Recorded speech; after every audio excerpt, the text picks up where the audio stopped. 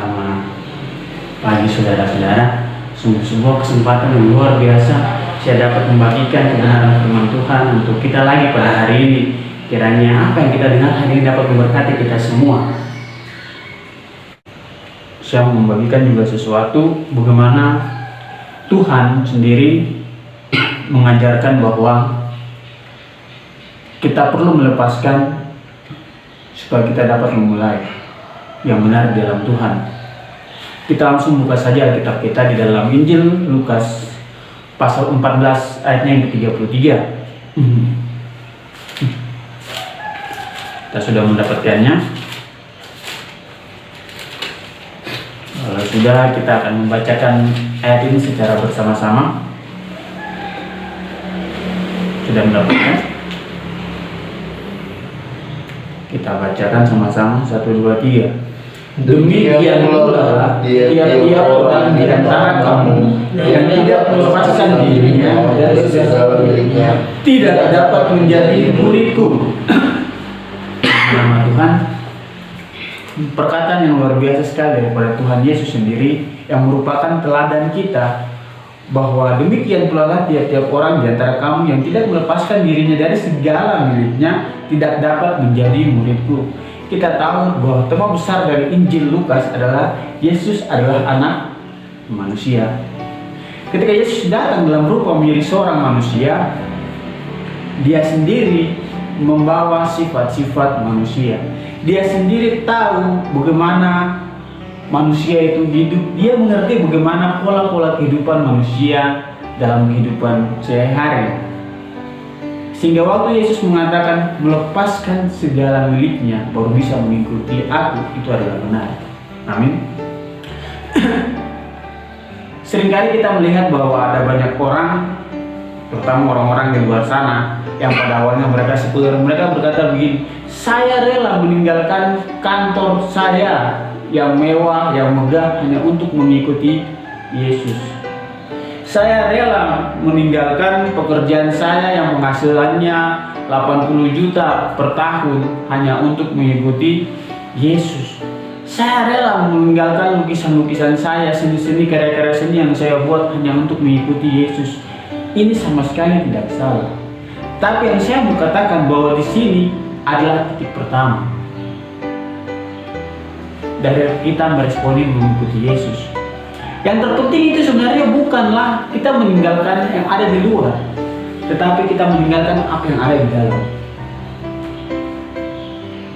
Karena kekhawatiran terbesar bukanlah ketika kita meninggalkan pekerjaan kita nanti akan hidup susah, tidak. Tetapi kekhawatiran terbesar yang harus kita khawatir adalah bagaimana nanti ketika saya mengikuti Yesus lebih lama. Itu yang perlu kita khawatirkan. Kalau kita meninggalkan pekerjaan, kita sudah tahu Tuhan akan memelihara kehidupan kita. Tetapi yang menjadi pertanyaannya, apakah kita akan setia mengikuti Yesus atau tidak? Mengapa? Karena kita perlu melepaskan yang ada juga di dalam kita. Bukan hanya yang ada di luar yang kelihatan, tetapi yang ada di dalam. Apa itu? Keegoisan kita. Keegoisan kita adalah satu-satunya hal yang dapat menjatuhkan kita dan memisahkan kita dari Kristus. Hari ini kau boleh berkata, saya meninggalkan pekerjaan saya meninggalkan kuliah saya yang lama, saya meninggalkan kehidupan saya yang lama untuk mengikuti Yesus. Tetapi kalau pada ujung-ujungnya kau tidak melepaskan keegoisan yang lain di dalam hatimu, kau akan susah mengikuti Yesus. Hari ini kau boleh berkata saya setia, tetapi besok ketika kau tidak punya makanan, kau akan berkata lebih enak yang kemarin. Keegoisan muncul, sifat manusiawi muncul. Kau bersungut-sungut kepada Tuhan. Ketika hari ini kau berkata, saya di sini kuliah begitu sulit, begitu susah, ditempa bagaikan pedang. Hari ini dipanaskan dengan api, besok dipukul dengan besi yang tajam. Tapi kau tidak tahu bahwa Tuhan punya tujuan. Makanya kita perlu meninggalkan keegoisan di dalam hati kita. Jangan kita berpikir tentang pribadi kita sendiri, tetapi kita melihat apa tujuan Tuhan memanggil kita. Tujuan Tuhan memanggil kita untuk apa? Tuhan bukan hanya mau kita memberitakan Injil saja, tapi Tuhan juga mau melatih kita. Tuhan juga mau mengajarkan kita menjalani kehidupan kita. yang berat di dalam Yesus. Yesus tidak pernah menjanjikan kehidupan yang gampang-gampang, saudara. Ada penderitaan dan juga sukacita yang jalan beriringan, sehingga kita perlu meninggalkan segala keegoisan kita dalam hati kita, sifat-sifat kita yang suka membangkang, suka memberontak, inginnya juga didengar sendiri, kalau enggak agak baper. Ya, saya juga salah satunya suka baper. Kita perlu meninggalkan itu. Kenapa? Karena itu akan menjadi faktor-faktor yang menghalang pertumbuhan iman kita ketika kita mengikuti Yesus. Sehingga benar jika Yesus mengatakan, demikian pula lah tiap-tiap orang di antara kamu yang tidak melepaskan dirinya dari segala miliknya tidak dapat menjadi muridku. Yesus sudah mengatakan lebih awal sebelum kita mendaftarkan diri menjadi murid Yesus.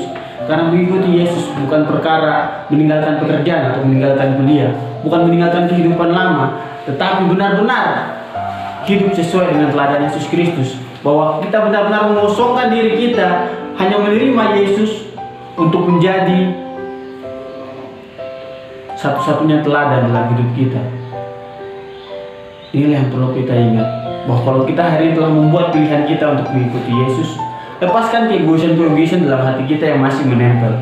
Lepaskan hal-hal yang mungkin hari ini masih kita buat. Kita mungkin masih ngomongin orang lain di belakang, kita mungkin masih menceritakan kejelekan orang lain, kita mungkin masih saja tidak berintegritas dalam beberapa hal. Ya, kita mesti belajar untuk melepaskan, dan ini adalah hal yang tidak mudah. Dan ini harus kita lakukan seumur hidup kita. Karena saat ada kesempatan sedikit saja, kita pasti akan melakukan kesalahan. Karena sifat kemanusiaan kita, keegoisan ini akan muncul kapan saja. Saat kita mulai bad mood, saat kita mulai merasa bahwa aduh saya sendirian, saya apa, keegoisan itu akan muncul merasuki kita dan kita berpikir sudahlah, menyimpang sedikit itu biasa.